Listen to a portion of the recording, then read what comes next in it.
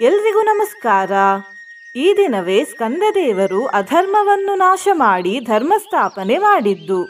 ಹಾಗಾಗಿ ಈ ದಿನ ಅಂದರೆ ಧ್ರುವಯೋಗದ ಸ್ಕಂದಷಷ್ಠಿಯ ಈ ಶಕ್ತಿಶಾಲಿ ದಿನ ಸ್ಕಂದದೇವರ ಈ ಶಕ್ತಿಶಾಲಿ ಮಂತ್ರವನ್ನು ಬೆಳಿಗ್ಗೆ, ಮಧ್ಯಾಹ್ನ ಹಾಗೂ ಸಂಜೆ ಭಕ್ತಿಯಿಂದ ಕೇಳಿದ್ರೆ ಸುಖ ಸಂತೋಷ ಪ್ರಾಪ್ತಿಯಾಗ್ತದೆ, ಸರ್ವಕಾಮನೆಗಳು ಈಡೇರ್ತವೆ ಮತ್ತು ಯಾವುದೇ ರೀತಿಯ ನಾಗದೋಷವಿದ್ರೂ ಅದು ದೂರವಾಗ್ತದೆ. ಧ್ರುವಯೋಗದಿಂದ ಸುಲಭವಾಗಿ ಕಾರ್ಯದಲ್ಲಿ ಗೆಲುವು ಪ್ರಾಪ್ತಿಯಾಗ್ತದೆ, ಅದೃಷ್ಟ ಬದಲಾಗ್ತದೆ ಮತ್ತು ಕಾರ್ಯಕ್ಷಮತೆ ಹೆಚ್ಚಾಗ್ತದೆ. ನಿನ್ನೆ ನಾನು ಕೇಳಿದ ಪ್ರಶ್ನೆ, ಬೃಂದಾವನದಲ್ಲಿ ವನ ಎಂದರೇನು ಅಂತ. ಈ ಪ್ರಶ್ನೆಗೆ ಸರಿ ಉತ್ತರ ಕಾಡು. ಸರಿ ಉತ್ತರ ಕೊಟ್ಟವರಲ್ಲಿ ಒಬ್ಬರ ಹೆಸರು ಪುನೀತಾ ಬಿಟಿ. ಪುನೀತಾ ಅವರೇ ಈ ಮಂತ್ರವನ್ನು ಇವತ್ತು ಬೆಳಿಗ್ಗೆ, ಮಧ್ಯಾಹ್ನ ಹಾಗೂ ಸಂಜೆ ಭಕ್ತಿಯಿಂದ ಕೇಳಿ ಅಂತ ಹೇಳ್ತಾ ಇವತ್ತಿನ ಪ್ರಶ್ನೆಯನ್ನು ನೋಡ್ವ. ಕೃಷ್ಣ ಪಕ್ಷದಲ್ಲಿ ಬರುವ ಷಷ್ಠಿಯ ಹೆಸರೇನು? ಎ. ವಿದ್ರುಮ ಷಷ್ಠಿ, ಬಿ. ಕಾರುಣ್ಯ ಷಷ್ಠಿ, ಸಿ. ಶುದ್ಧ ಷಷ್ಠಿ, ಡಿ. ಬಹುಳ ಷಷ್ಠಿ. ಈ ಪ್ರಶ್ನೆಗೆ ಸರಿ ಉತ್ತರ ಕೊಟ್ಟವರಲ್ಲಿ ಒಬ್ಬರ ಹೆಸರನ್ನು ನಾಳಿನ ವಿಡಿಯೋದಲ್ಲಿ ಹೇಳ್ತೇನೆ.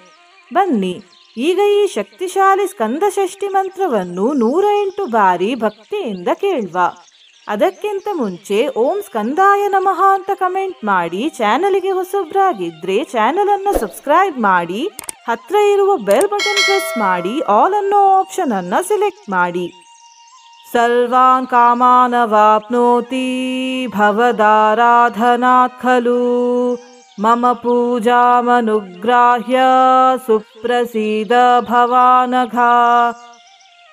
ಸರ್ವಾನ್ ಕಾಮಾನವಾಪ್ನೋತಿ ಭವದಾರಾಧನಾತ್ ಖಲು ಮಮ ಪೂಜಾಮನುಗ್ರಾಹ್ಯ ಸುಪ್ರಸೀದ ಭವಾನಘ. ಸರ್ವಾನ್ ಕಾಮಾನವಾಪ್ನೋತಿ ಭವದಾರಾಧನಾತ್ ಖಲು ಮಮ ಪೂಜಾಮನುಗ್ರಾಹ್ಯ ಸುಪ್ರಸೀದ ಭವಾನಘ.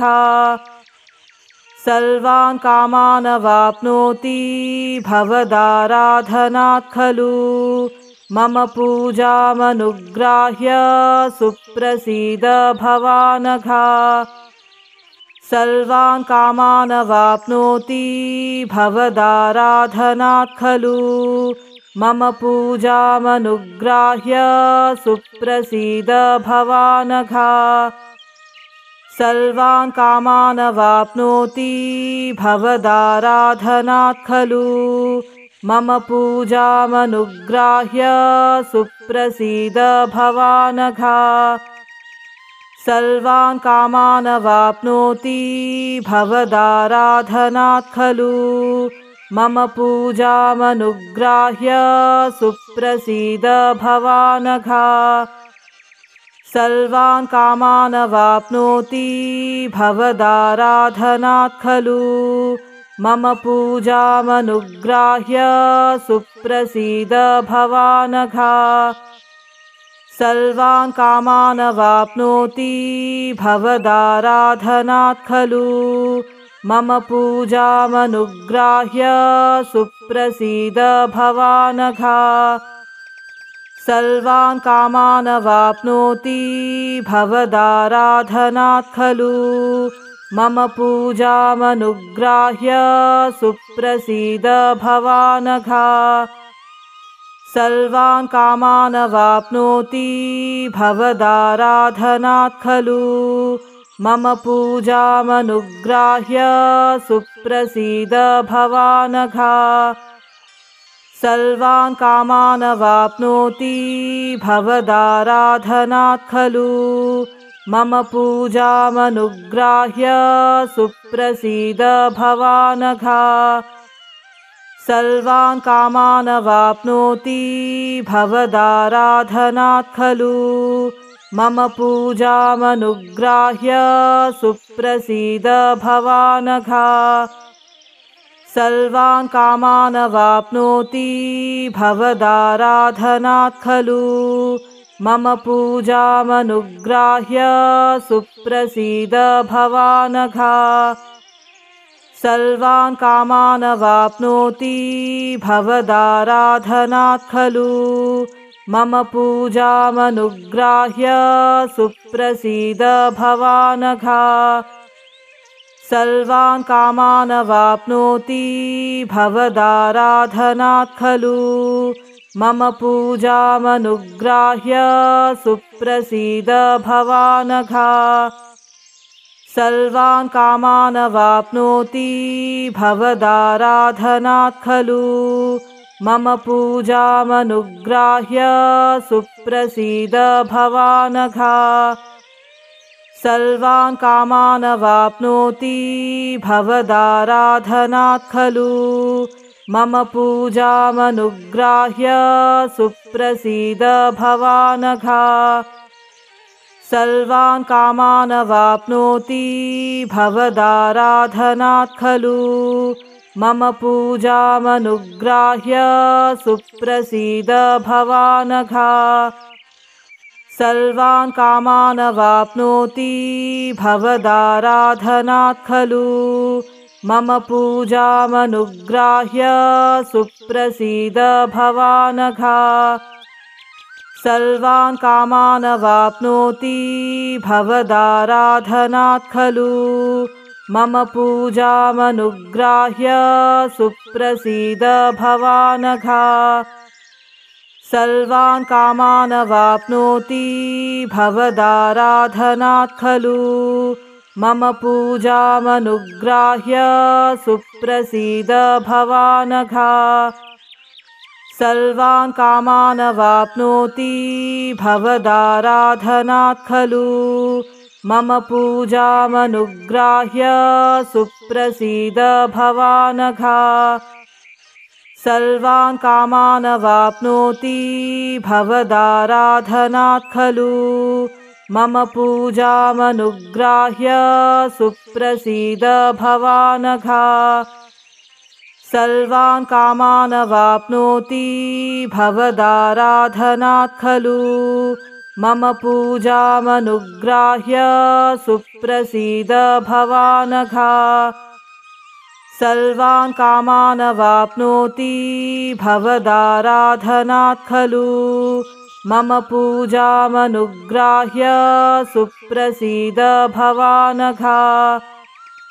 सर्वान् कामानवाप्नोति भवदाराधनात् खलु। मम पूजामनुग्राह्य सुप्रसीद भवानघ। सर्वान् कामानवाप्नोति भवदाराधनात् खलु। मम पूजामनुग्राह्य सुप्रसीद भवानघ।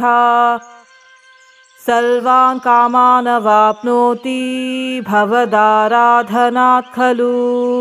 मम पूजामनुग्राह्य सुप्रसीद भवानघ। सर्वान् कामानवाप्नोति भवदाराधनात् खलु। मम पूजामनुग्राह्य सुप्रसीद भवानघ। सर्वान् कामानवाप्नोति भवदाराधनात् खलु। मम पूजामनुग्राह्य सुप्रसीद भवानघ। सर्वान् कामानवाप्नोति भवदाराधनात् खलु। मम पूजामनुग्राह्य सुप्रसीद भवानघ। सर्वान् कामानवाप्नोति भवदाराधनात् खलु। मम पूजामनुग्राह्य सुप्रसीद भवानघ। सर्वान् कामानवाप्नोति भवदाराधनात् खलु। मम पूजामनुग्राह्य सुप्रसीद भवानघ। सर्वान् कामानवाप्नोति भवदाराधनात् खलु। मम पूजामनुग्राह्य सुप्रसीद भवानघ। सर्वान् कामानवाप्नोति भवदाराधनात् खलु। मम पूजामनुग्राह्य सुप्रसीद भवानघ। सर्वान् कामान् वाप्नोति भवदाराधनात् खलु मम पूजामनुग्राह्य सुप्रसीद भवानघ सर्वान् कामान् वाप्नोति भवदाराधनात् खलु मम पूजामनुग्राह्य सुप्रसीद भवानघ सर्वान् कामान् वाप्नोति भवदाराधनात् खलु मम पूजामनुग्राह्य सुप्रसीद भवानघ सर्वान् कामान् वाप्नोति भवदाराधनात् खलु मम पूजामनुग्राह्य सुप्रसीद भवानघ सर्वान् कामान् वाप्नोति भवदाराधनात् खलु मम पूजामनुग्राह्य सुप्रसीद भवानघ सर्वान् कामान् वाप्नोति भवदाराधनात् खलु मम पूजामनुग्राह्य सुप्रसीद भवानघ सर्वान् कामान् वाप्नोति भवदाराधनात् खलु मम पूजामनुग्राह्य सुप्रसीद भवानघ सर्वान् कामान् वाप्नोति भवदाराधनात् खलु मम पूजामनुग्राह्य सुप्रसीद भवानघ सर्वान् कामान् वाप्नोति भवदाराधनात् खलु मम पूजामनुग्राह्य सुप्रसीद भवानघ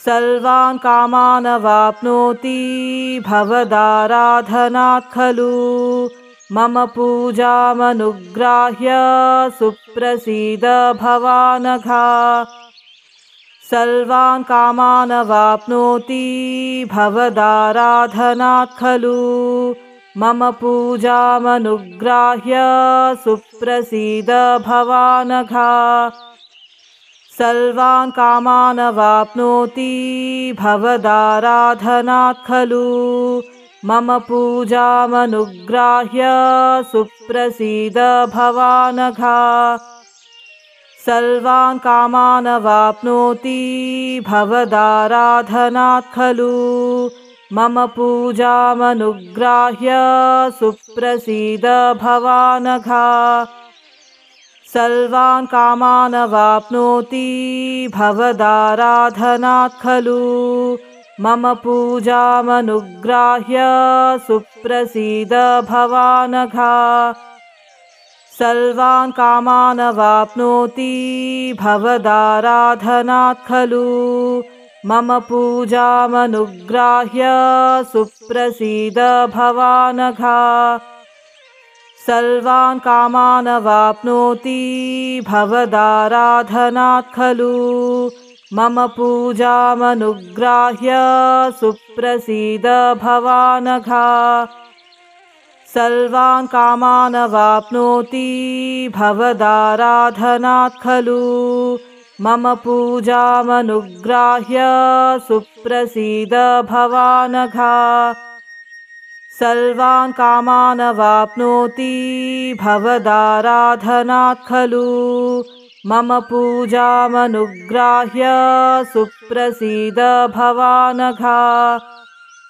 सर्वान् कामान् वाप्नोति भवदाराधनात् खलु मम पूजामनुग्राह्य सुप्रसीद भवानघ सर्वान् कामान् वाप्नोति भवदाराधनात् खलु मम पूजामनुग्राह्य सुप्रसीद भवानघ सर्वान् कामान् वाप्नोति भवदाराधनात् खलु मम पूजामनुग्राह्य सुप्रसीद भवानघ सर्वान् कामान् वाप्नोति भवदाराधनात् खलु मम पूजामनुग्राह्य सुप्रसीद भवानघ सर्वान् कामानवाप्नोति भवदाराधनात् खलु मम पूजामनुग्राह्य सुप्रसीद भवानघ सर्वान् कामानवाप्नोति भवदाराधनात् खलु मम पूजामनुग्राह्य सुप्रसीद भवानघ सर्वान् कामानवाप्नोति भवदाराधनात् खलु मम पूजामनुग्राह्य सुप्रसीद भवानघ सर्वान् कामानवाप्नोति भवदाराधनात् खलु मम पूजामनुग्राह्य सुप्रसीद भवानघ सर्वान् कामानवाप्नोति भवदाराधनात् खलु मम पूजामनुग्राह्य सुप्रसीद भवानघ सर्वान् कामानवाप्नोति भवदाराधनात् खलु मम पूजामनुग्राह्य सुप्रसीद भवानघ सर्वान् कामानवाप्नोति भवदाराधनात् खलु मम पूजामनुग्राह्य सुप्रसीद भवानघ सर्वान् कामानवाप्नोति भवदाराधनात् खलु मम पूजामनुग्राह्य सुप्रसीद भवानघ सर्वान् कामानवाप्नोति भवदाराधनात् खलु मम पूजामनुग्राह्य सुप्रसीद भवानघ सर्वान् कामानवाप्नोति भवदाराधनात् खलु मम पूजामनुग्राह्य सुप्रसीद भवानघ सर्वान् कामानवाप्नोति भवदाराधनात् खलु मम पूजामनुग्राह्य सुप्रसीद भवानघ सर्वान् कामानवाप्नोति भवदाराधनात् खलु मम पूजामनुग्राह्य सुप्रसीद भवानघ सर्वान् कामानवाप्नोति भवदाराधनात् खलु मम पूजामनुग्राह्य सुप्रसीद भवानघ सर्वान् कामानवाप्नोति भवदाराधनात् खलु मम पूजामनुग्राह्य सुप्रसीद भवानघ सर्वान् कामानवाप्नोति भवदाराधनात् खलु मम पूजामनुग्राह्य सुप्रसीद भवानघ सर्वान् कामानवाप्नोति भवदाराधनात् खलु मम पूजामनुग्राह्य सुप्रसीद भवानघ सर्वान् कामानवाप्नोति भवदाराधनात् खलु मम पूजामनुग्राह्य सुप्रसीद भवानघ सर्वान् कामानवाप्नोति भवदाराधनात् खलु मम पूजामनुग्राह्य सुप्रसीद भवानघ सर्वान् कामानवाप्नोति भवदाराधनात् खलु मम पूजामनुग्राह्य सुप्रसीद भवानघ सर्वान् कामानवाप्नोति भवदाराधनात् खलु मम पूजामनुग्राह्य सुप्रसीद भवानघ सर्वान् कामानवाप्नोति भवदाराधनात् खलु मम पूजामनुग्राह्य सुप्रसीद भवानघ सर्वान् कामानवाप्नोति भवदाराधनात् खलु मम पूजामनुग्राह्य सुप्रसीद भवानघ सर्वान् कामानवाप्नोति भवदाराधनात् खलु मम पूजामनुग्राह्य सुप्रसीद भवानघ सर्वान् कामानवाप्नोति भवदाराधनात् खलु मम पूजामनुग्राह्य सुप्रसीद भवानघ सर्वान् कामानवाप्नोति भवदाराधनात् खलु मम पूजामनुग्राह्य सुप्रसीद भवानघ सर्वान् कामानवाप्नोति भवदाराधनात् खलु मम पूजामनुग्राह्य सुप्रसीद भवानघ सर्वान् कामानवाप्नोति भवदाराधनात् खलु मम पूजामनुग्राह्य सुप्रसीद भवानघ सर्वान् कामानवाप्नोति भवदाराधनात् खलु मम पूजामनुग्राह्य सुप्रसीद भवानघ सर्वान् कामानवाप्नोति भवदाराधनात् खलु मम पूजामनुग्राह्य सुप्रसीद भवानघ सर्वान् कामानवाप्नोति भवदाराधनात् खलु मम पूजामनुग्राह्य सुप्रसीद भवानघ सर्वान् कामानवाप्नोति भवदाराधनात् खलु मम पूजामनुग्राह्य सुप्रसीद भवानघ सर्वान् कामानवाप्नोति भवदाराधनात् खलु मम पूजामनुग्राह्य सुप्रसीद भवानघ सर्वान् कामानवाप्नोति भवदाराधनात् खलु मम पूजामनुग्राह्य सुप्रसीद भवानघ सर्वान् कामानवाप्नोति भवदाराधनात् खलु मम पूजामनुग्राह्य सुप्रसीद भवानघ सर्वान् कामानवाप्नोति भवदाराधनात् खलु मम पूजामनुग्राह्य सुप्रसीद भवानघ सर्वान् कामानवाप्नोति भवदाराधनात् खलु मम पूजामनुग्राह्य सुप्रसीद भवानघ सर्वान् कामानवाप्नोति